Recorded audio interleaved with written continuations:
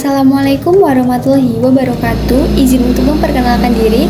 Perkenalkan, nama saya Nova Aprilia Riona dengan nomor induk mahasiswa 20224064055150 kelas 4C. Di sini saya akan menjelaskan materi media belajar dari mata kuliah pembelajaran berbasis ICT yang diampu oleh Bapak Arman, Magister Pendidikan.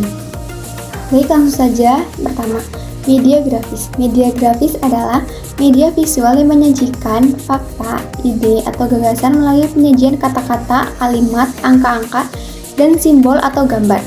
Grafis biasanya digunakan untuk menarik perhatian, memperjelas sajian ide, dan mengilustrasikan fakta sehingga menarik dan mudah diingat. Contoh-contoh dari media grafis yaitu grafik, diagram, bagan, poster, serta komik. Kelebihan media grafis yaitu 1. Dapat mempermudah dan mempercepat pemahaman siswa terhadap pesan yang ingin disampaikan. Yang kedua, dapat melengkapi warna-warna sehingga lebih menarik. Kekurangan dari media grafis yaitu yang pertama, membutuhkan keterampilan khusus dalam membuatnya. Kedua, menyampaikan pesan hanya berupa unsur visual. Selanjutnya, yang kedua, media audio. Media audio adalah media untuk menyampaikan pesan yang akan disampaikan dalam bentuk lambang-lambang aditif, baik verbal, yaitu ke dalam kata-kata atau bahasa lisan, maupun non-verbal. Contohnya seperti radio, tape recorder, telepon, laboratorium bahasa, dan lain sebagainya. Ada pula kelebihan dari media audio, yaitu yang pertama, mudah mendapatkan data dari media ini juga praktis dipindahkan serta lebih efisien. Datanya bisa dipergunakan bersamaan menggunakan alat perekam sehingga penggunaan bisa menyimpan serta mengulang balik audio yang didapatkan serta diputar balik di kemudian hari. Kekurangannya yaitu sifat komunikasinya satu arah atau one way communication. Misalnya kita sedang melakukan aktivitas belajar mengajar secara daring atau online dan media pembelajarannya itu media audio, maka pendengar akan mengalami kesulitan bila ada materi yang kurang dipahami serta sulit buat mendiskusikannya sebab media audio ini bersifat one-way communication atau komunikasinya satu arah. Ada pula yang ketiga, media video. Media video adalah media komunikasi yang menggabungkan gambar bergerak dan untuk suara video dapat digunakan berbagai tujuan. Dan seperti pertama, informasi menyampaikan informasi kepada audiens tentang suatu topik. Yang kedua, pendidikan mengajarkan audiens tentang suatu konsep atau keterampilan. Contohnya seperti 1. Video animasi, video tutorial, video podcast, video dokumentasi, dan lain sebagainya. Kelebihannya, yang pertama dapat menarik perhatian, kedua meningkatkan pengetahuan, ketiga daya imajinasi, keempat daya pikir kritis, dan yang kelima mudah untuk dipahami. Ada pula kekurangannya. Yang pertama seperti ukuran filenya besar, memerlukan biaya dan waktu yang banyak, terlalu menekankan materi. Yang kedua, membutuhkan keterampilan teknis. Ada pula yang keempat, media multimedia. Multimedia adalah suatu sarana yang di dalamnya terdapat perpaduan atau kombinasi dan mensinergikan semua bentuk elemen informasi yang terdiri dari teks, grafik, audio, interaktivitas rancangan maupun suara atau audio sebagai pendukung untuk mencapai tujuannya, yaitu untuk menyampaikan informasi atau sekedar membangun hiburan kepada audiens.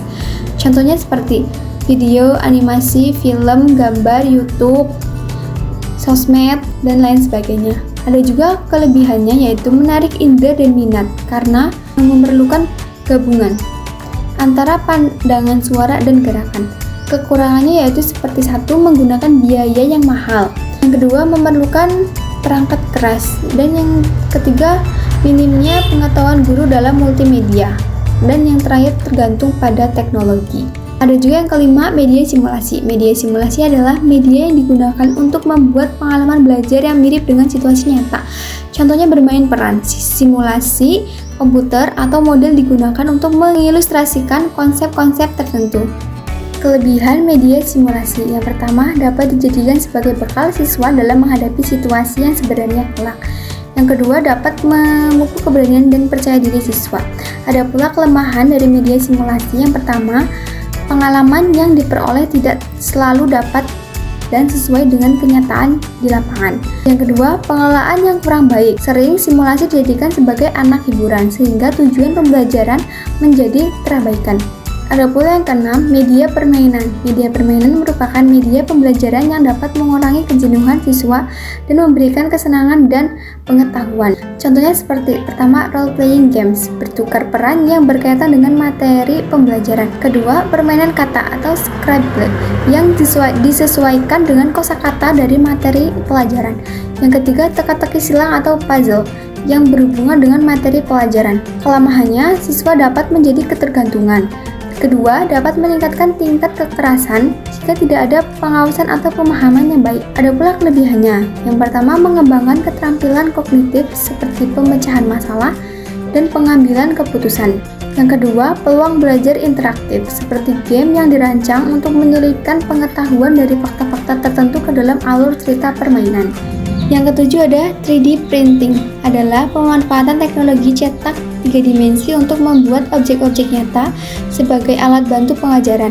Objek 3 dimensi ini dibuat dari file digital dan dicetak menggunakan mesin khusus, sehingga menghasilkan model-model yang lebih realistis dan interaktif dibanding media pembelajaran yang konvensional. Contohnya seperti model anatomi, struktur tubuh manusia, model matematika seperti kubus, model teknik seperti miniatur bangunan. Kelebihan dari desain ini yaitu desain fleksibel, cetak sesuai permintaan, desain dan produksi cepat. Kekurangannya, masalah hak cipta. Lalu yang terakhir adalah virtual reality, adalah sebuah teknologi yang memungkinkan seseorang melakukan sebuah simulasi terhadap objek nyata dengan menggunakan komputer yang akan membuat suasana 3D, sehingga membuat pemakai seolah terlibat secara fisik. Contohnya seperti game FPS, First Person Shooter, lalu Cardboard dan Verse, dan lain sebagainya. Kelebihannya bisa membuat atau mendapatkan pengalaman visual dan realistis. Yang kedua, membuat kita berinteraksi terhadap berbagai objek yang terdapat pada media yang kita saksikan. Kekurangannya dapat menimbulkan kehilangan realitas dan juga cara berinteraksi dengan dunia nyata pengguna. Yang kedua, jika terlalu sering akan membuat rabun. Yang ketiga, butuh keahlian dalam memprogram aplikasi ini. Sekian, itu saja materi yang bisa saya jelaskan. Bila terdapat banyak salah kata dan banyak kekurangan, saya minta maaf. Wassalamualaikum warahmatullahi wabarakatuh.